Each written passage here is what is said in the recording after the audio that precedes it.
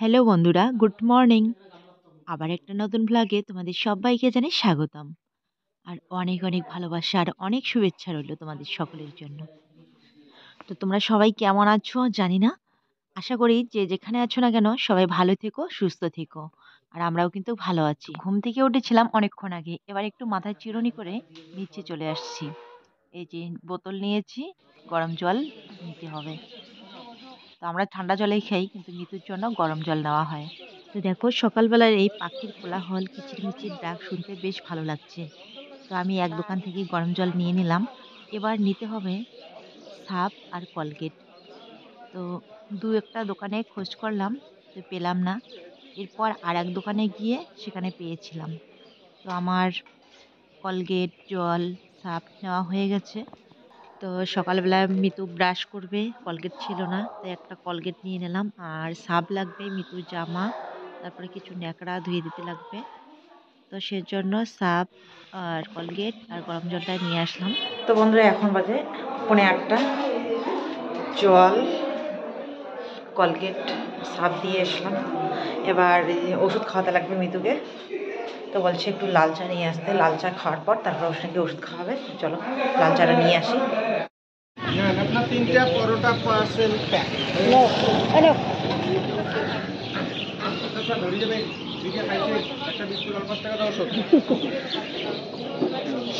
চাটা কি দুধ চা দেবো না লাল চা? আমাকে তো আর বসে আছে। তো এই যে চা নিয়ে চলে আসলাম এখন আবার উপরে। আমি তো এদিকে ঘুমিয়েছিল, আর আমি এখানে চাটা রেখে দিলাম একটু ঠান্ডা করার জন্য। গরম চা খাওয়া নিষেধ, ঠান্ডা করে তারপরে খেতে লাগবে। জল বলো, চা বলো, সব ঠান্ডা করে খেতে লাগে। তো আমি এখন এই যে আমাদের নতুন সদস্যকে নিয়ে একটু ওইদিকে যাব, আর ও চা খাবে এখন, আর মামি খাওয়াই দেবে।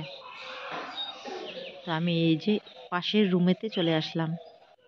পাশের রুমেতে মানে কি, এটা তো কেবিন। তো এইখানে দুটো বেড আছে। তো একটা বেড ফাঁকা আছে, এখানে কেউ আসেনি। তো অবশ্য এরপরে দুপুরের পরে আর কি এখানে আরেকজন এসেছিল। আর কালকে রাত্রেবেলায় কিন্তু আমরা এখানেই ঘুমিয়েছিলাম। মানে কিছুক্ষণ সময় মামি এখানে ঘুমিয়েছিল। আমি মিতুর পাশে একটা ইসে আছে, কি বলে ওটা, ব্রেঞ্চ। তো ব্রেঞ্চের মধ্যে ছিলাম। আবার মামি কিছুক্ষণ সময় ওই ব্রেঞ্চের মধ্যে গিয়ে থাকে, আমি এখানে এসে একটু ঘুমাই।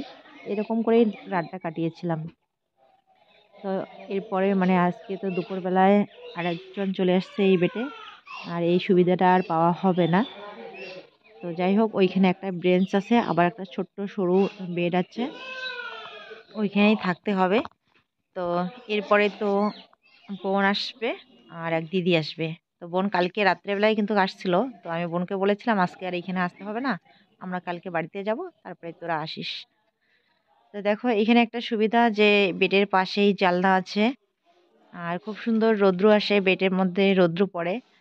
তো মাঝে মাঝে ওই যে ওই দিকের বাচ্চাগুলো মানে এখানে শুয়ে দেয়, ঘুম পাটায়। আর মিতুর রুম হয়েছে এই যে এইখানেই, পাশেই একদম। তো মামি এখন এখানে এই যে মিতুকে চা বিস্কুট খাওয়াচ্ছে, আর আমি আমাদের নতুন সদস্যকে নিয়ে একটু এদিকে হাঁটাহাঁটি করে বেড়াচ্ছি।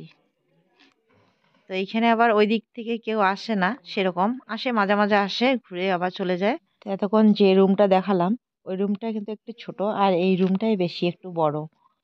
তো এখন এসে আমি এই যে আবার ওই রুমের মধ্যেই বসে পড়লাম, এখানে একটু আমাদের নতুন সদস্যকে নিয়ে বসে এখন রৌদ্র তাপাচ্ছি। তো এখন বাজে 9:30, আর আমরা এখন এখানে খাবো আর কি। তো মামি নিয়ে আসলো ওই দিক থেকে পরোটা তরকারি নিয়ে আসলো। চলো খেয়ে নেই। পুরি নিয়ে আসছে, পুরি কালকে রাত্রেবেলায় খেয়েছিলাম পরোটা, আজকে নিয়ে এসছে পুরি আর তরকারি।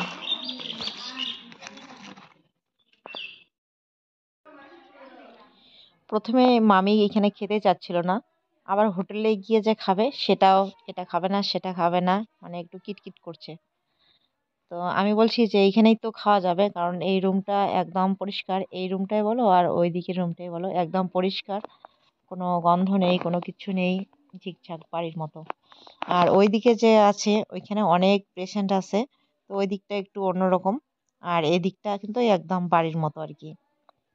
তো মামিকে বলছে এইখানে তো আরামসেই বসে খাওয়া যাবে মামি, চলো এইখানেই খাই। তো মামিকে বলে যে পরোটা নিয়ে আসালাম এইখানেই।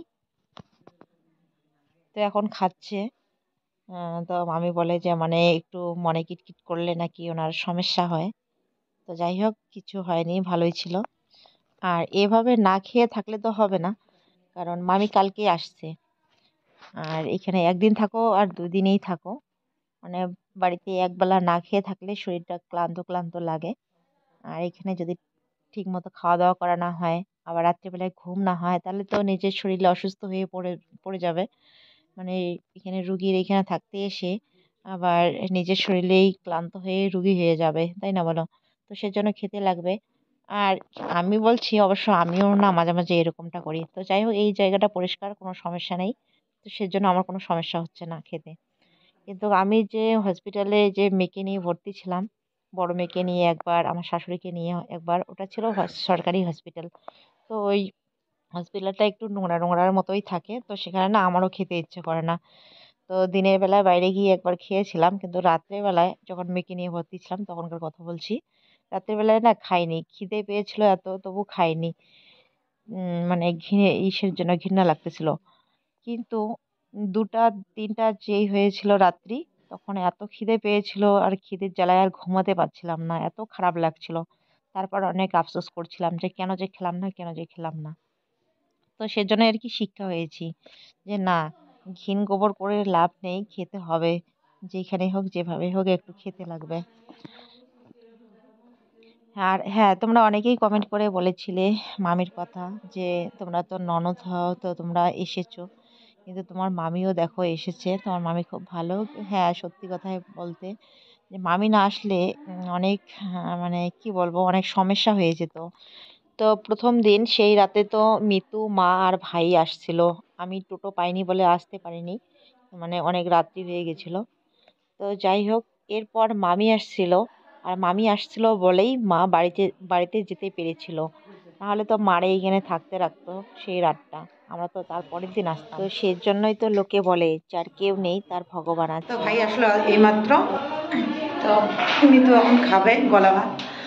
তো আমরা যাচ্ছি এখন বাইরে, খাওয়া দাওয়া করে আসবো। আর আমরা এখন খাওয়া দাওয়া করে আসবো, তারপরে ভাই আবার চলে যাবে। মানে ভাই যতক্ষণ আসছে ততক্ষণ এই চান্সে খাওয়া দাওয়াটা সেরে আসি। তো এইখানে জিজ্ঞাসা করছিল যে কি খাবে, মাছ, ডিম, মাংস কি খাবে। তো আমরা বলছি যে না, নিরামিষই দাও। তো এখানে ফুলকপি আলুর তরকারি, ডাল আর বেগুন আলু দিয়ে রাই শাকের ঘন্ট করেছিল। তো বেশ ভালো লেগেছে। বাড়িতে আমাদের রাই শাক আছে, কিন্তু শুধু ভাজাই খেয়েছি ২ দিন। তো এভাবেও যে এত সুন্দর হয়, মানে খেতে টেস্টি হয়, জানা ছিল না। তো ভাবছি না, বাড়িতে গিয়ে আমিও রাই শাক এভাবে রান্না করব। মানে রান্না জানা থাকলে এক একটা সবজি কত রকম করে রান্না করে খাওয়া যায়, সেটা জানা না থাকলে কি যা হয়। তো খাওয়া দাওয়া হয়ে গেছে আমাদের। আর এদিকে দেখো কি সুন্দর মাছগুলো খেলা করছে। আমার না দেখতে এগুলা বেশ ভালো লাগে। মাঝে মাঝে স্বপ্নের মধ্যেও আমি এগুলা দেখি, তাই একটু শেয়ার করলাম। খাওয়া দাওয়ার পর আবার এই যে নার্সিং হোমে চলে আসলাম। তো সামনে এইখানে রাধা গোবিন্দের মন্দির ছিল। তো বন্ধুরা, এখন বাজে 4:30। তো বোন ওরা ফোন করলো, এইমাত্র নাকি আসছে, তো নার্সিং হোমের সামনে আছে। তো আমি একটু নিচে যাচ্ছি ওদেরকে নিয়ে আসি, কোথায় ওরা তো জানে না। চলো, আর ওরা আসলে আবার আমরা বেরিয়ে পড়বো একটু পরে আর কি, একটু দেখা করে তাহলে। যদি ভুল পথে চলে যায়, তো সেজন্যই কিন্তু আমি নিচে নামলাম, তাদেরকে নিয়ে যাওয়ার জন্য উপরে। তো এরপর এখানে এসে কি কাণ্ড করেছি তোমরা দেখতে পারবে একটু পরে। তো এখনো কিন্তু সঠিক পথেই যাচ্ছি। এই যে দিদি আসছে এদিকে, আর ওইদিকে বোন আসছে। তো এখানে এসে না আমার বারবার একটা মানে গন্ডগোল হয়ে যায়, গুলিয়ে ফেলি। আবার একটু থমকেই আবার ঠিক হয়ে যায় অবশ্য। তো দেখো, এদিকে বোনকে যেতে বললাম, এবার মনে হলো না এদিকে তো না, এইদিকে। তো এবারে যে চলে আসলাম রুমে। তো যতবার আমি নিচে নামি, ততবার মানে একদম ধীরে ধীরে খেয়াল করে নামি, উঠি, এরকম। হ্যাঁ, তা বলে এই না যে একদম ভুল পথে গিয়ে কোনো বিপদে পড়েছি, সেটাও না। অনেকটা দূর যেতেও হয় না, মানে ১ পা ২ পা এদিক ওদিক হয়ে যায়, তখনই আর কি টের পাই যে না এদিকে তো না, এদিকে, এরকম আর কি। তো বাড়ি থেকে আয়না নিয়ে আসা হয়নি, তো তো মোবাইলে এখানে আমরা আয়নার কাজ করছি। সারাদিন এইখানে ছিলাম, আর স্নান তো এখানে করাই হয়নি, একদম পাগলের মতো হয়ে গেছি। আর সিঁদুরও বাড়ি থেকে আবার নিয়ে আসা হয়নি। তো এমনিতেই মাথায় চিরুনি করে রেডি হয়ে নিলাম। তো এদিকে বোন আর দিদি ভাত নিয়ে আসছে, মানে দিদিও নিয়ে আসছে, বোনও নিয়ে আসছে। বলছে খাওয়া দাওয়া করতে, তো আমরা তো দুপুরবেলায় খেয়েছিলাম, তো বললাম যে থাক, রাত্রেবেলায় তোমরা খেয়ে নিও।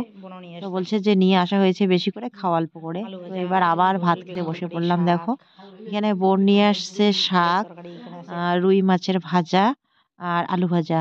আবার দিদি নিয়ে আসছে কি শোলা কচুর ভাজা, আর খোকা ইলিশ মাছ বেগুন আলু দিয়ে তরকারি করেছে। ভাবছিলাম বাড়িতে গিয়ে খাওয়া দাওয়া করবো, তো ওই যে সর্দিও নিয়ে আসছে, বোনও নিয়ে আসছে, তো এখানেই খাই। আরও মাছ আছে, ওরা খেতে পারবে রাত্রেবেলায়। তো আমাদের খাওয়া দাওয়া হয়ে গেছে, আমরা এখন বাড়ি যাচ্ছি। মাসিক টাকা সব মাসি আসি দিচ্ছে। এই যে আমার মাসি চিনে পরিচয় করে দিয়ে যাই। দেবু একটা ভালো মাসি দয়া করে দিয়ে যাবো। যে মাসি যেমন ছোট ছোট বুঝি না, বৌমা সাবধানে থাকো। ওনা ফোন করে ভিতর যা, এটা হয়েছে মাথাভাঙার হসপিটাল। আমি এর আগে কখনো যাইনি তো ভিতরে।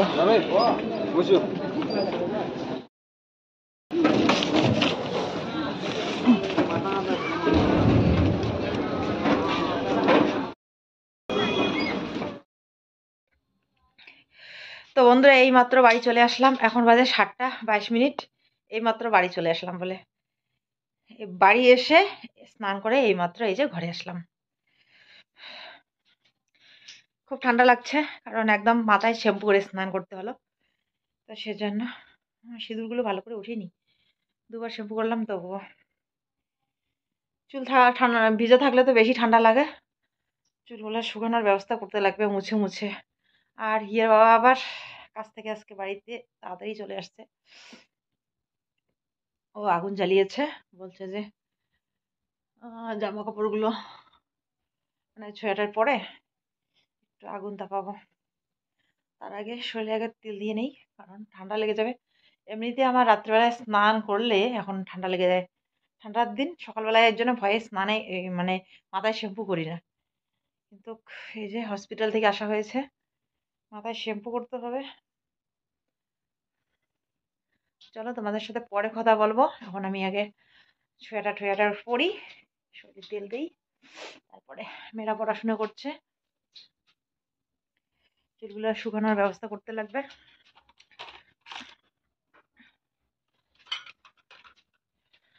আর ভূমিকে তো রেখে আসছি ও দাদু বাড়িতে, এসে না বাড়িতে আবার খুঁজতেছি, মানে ভূমি ওর দাদুর বাড়ি গিয়েছে ওদিকে, আর আমি হসপিটালে গিয়েছি।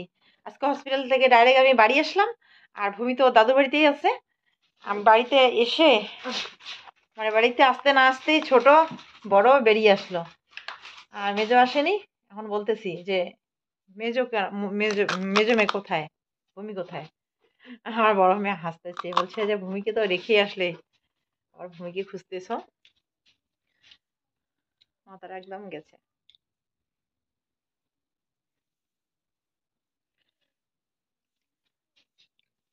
তো বোন আর ছদ্দি এইখানে আছে, দুজন করে থাকছি এই কারণেই যে মানে একজন থাকলে না ভালো ঘুম হয় না, তো দুজন থাকলে একজন বাচ্চাকে দেখবে আর একজন একটু ঘুমাবে, তারপর আর একজন বাচ্চাকে দেখবে, তারপরে ও ঘুমাবে।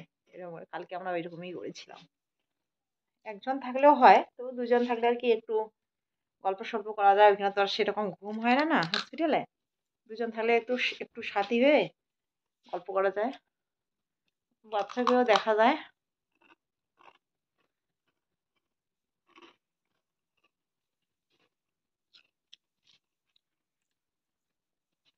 তো মামিও দুদিন ধরে হসপিটালে আছে, তাই মামিকে এই যে ভাই বললো যে তুমি তাহলে বাড়িতে যাও, আজকে একটু ভালো বাড়িতে মানে বাড়িতে আসলে পরে একটু ভালো করে স্নান টান খাওয়া দাওয়া ঘুমানো ভালো করে একটু হয়, এখানে সেরকম হয় না।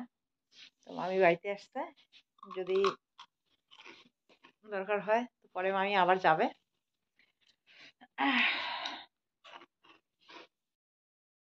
এখানে এই যে খড়ের আগুন জ্বালানো হয়েছে, কতগুলো খড় এখানে নিয়ে আসছে। ওইখানে তো ঠান্ডা লাগে নাই, ভিতরে না হাওয়া বাতাস কোনো দিকে যায় না, ঠান্ডা নেই। বাড়ি আস্তে আস্তে এদিকে ঠান্ডা লাগে বেশি, আমাদের এদিকেই বেশি ঠান্ডা হাওয়া বাতাসের জন্য। আর এখানে ঘরের ভিতরে ঠান্ডাই লাগছে। কালকে এই যে সোয়েটার পরেই থাকলেও আর কি ঠান্ডা লাগে না রাত্রেবেলায়, ল্যাপ কাতা না নিলেও হয় আর কি। তবু একটা পাতলা কম্বল নেওয়া হয়েছিল, ব্যাস তাতেই হয়ে গেছে। আর আমাদের এইখানে ল্যাপ লাগে বা কম্বল লাগে। এসি রুম মনে হয়। হ্যাঁ, এসি রুম মনে হয়। কেবিন।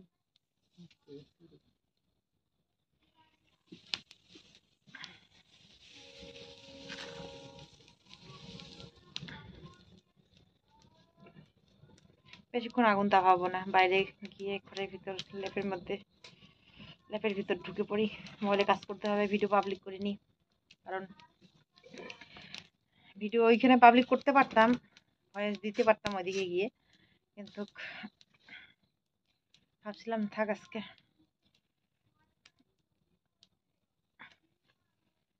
বাড়িতে আসছি, এখন বাড়িতে ভিডিওটা কমপ্লিট করে ভয়েসটা দিয়ে রেডি করে কালকে পাবলিক করব। তো রান্না বান্না করতে লাগবে নাকি কি জানি, বড় মেয়ে বলছিল যে ভাত আছে, তো দেখি কি করা যায়। তো চলো ভিডিওটা আর বড় না করে এখানেই শেষ করছি। কাল ফিরে আসছি আবার নতুন কোনো সুন্দর ভিডিওর সাথে। ততক্ষণে সবাই ভালো থেকো, সুস্থ থেকো আর সাবধানে থেকো। আর আমাদের পাশে থাকার জন্য, আমাদেরকে এত ভালোবেসে আমাদেরকে সাপোর্ট করার জন্য অসংখ্য ধন্যবাদ তোমাদের সবাইকে। এভাবেই আমাদের পাশে থেকো। তো কালকে ভিডিওটা শেষ করার পর আজকে আবার তোমাদের সামনে কেন চলে আসলাম, তো আসলে তোমরা অনেকেই কালকে কমেন্ট করে জানতে চেয়েছিলে যে মিতুর কি হয়েছে, ছেলে না মেয়ে, মিতু দিদি ভাইয়ের কি হয়েছে। তো তোমরা তো সকলেই খুব আগ্রহী হয়ে বসে আছো কথাটা শোনার জন্য। তো সেই কথাটা বলার জন্যই আজকে আমি আবার চলে আসলাম। তো কালকে মানে বেশিরভাগ কমেন্টেই কিন্তু এসেছিল যে মিতু দিদি ভাইয়ের কি হয়েছে, ছেলে না মেয়ে। তো সবার প্রথমে আমি একটা কথা তোমাদের সকলকে বলতে চাই যে আমাকে ক্ষমা করে দিও, আমি কথাটা বলছি না। আর কেন বলছি না বলো তো, যেহেতু আমরা ইউটিউব করেই আমাদের সংসার চালাচ্ছি, এটা আমাদের একটা পেশা বলতে পারো। আমার সংসারও এখন বর্তমান ইউটিউবের উপর দিয়েই চলছে, এবার শুধু একটু টুকিটাকি ইনকাম। আর আমার ভাইয়ের পুরো সংসারটাই তো ইউটিউবের উপর দিয়েই চলছে। তো একটা করে ভিডিও পাবলিক করতে গেলে একটা করে কন্টেন্টের খুবই প্রয়োজন। আমার তরফ থেকে মানে আমার বিবেক থেকে আমি কথা তোমাদেরকে জানাচ্ছি না, যেহেতু ভাই ভিডিও করে, ওদের যদি চ্যানেল না থাকতো, ওরা যদি মানে সেটা যদি অন্য কারোর সাথে হতো তাহলে কিন্তু আমি অবশ্যই বলে দিতাম, তোমাদেরকে জানাতাম। তো যেহেতু আমরা সবাই ব্লগ করি, ভিডিও করি ইউটিউবে, তো সেজন্য বলছি না। তো তোমাদের কাছে আমার অনুরোধ, তোমরা দয়া করে কেউ খারাপ পেও না, কেউ আমাকে ভুল বোঝো না, আমাকে বা ওকে কেউ কাউকে ভুল বোঝো না। তো এটাই বলার ছিল যে আমি আমার বিবেক থেকেই আর কি কথাটা জানালাম না। কারণ তোমরা শুধু আর একটা দিন অপেক্ষা করো, হয়তো পরের ভিডিওতে তোমরা জানতে পারবে, হয়তো বলবে পরের ভিডিওতে। তো আমি চাইছি আমার ভাইয়ের মুখ থেকেই তোমরা এই খবরটা জানতে জানো আর কি। তো আমার এটাই ইচ্ছে যে আমার ভাইয়ের মুখ থেকেই ওর ব্লগে তোমরা জানতে পারবে যে ছেলে হয়েছে না মেয়ে হয়েছে। এই সুখবরটা আর কি ওর মুখ থেকে তোমরা শুনতে পাও, এটাই আমি চাইবো। আর হ্যাঁ, পরে আমি তোমাদেরকে একদিন জানাবো, আগে ওর কাছ থেকে শুনে নিও, তারপর আমি তোমাদেরকে বলবো। আর এই কথাটা নিয়ে তোমরা দয়া করে কেউ ভুল বোঝো না, এটাই আর কি আমি তোমাদের কাছে অনুরোধ করব, কেউ খারাপ পেও না। তো এই কথাটা বলার জন্যই আজকে আবার তোমাদের সামনে চলে আসছি। তো চলো ভিডিওটা এখানেই শেষ করছি, টাটা।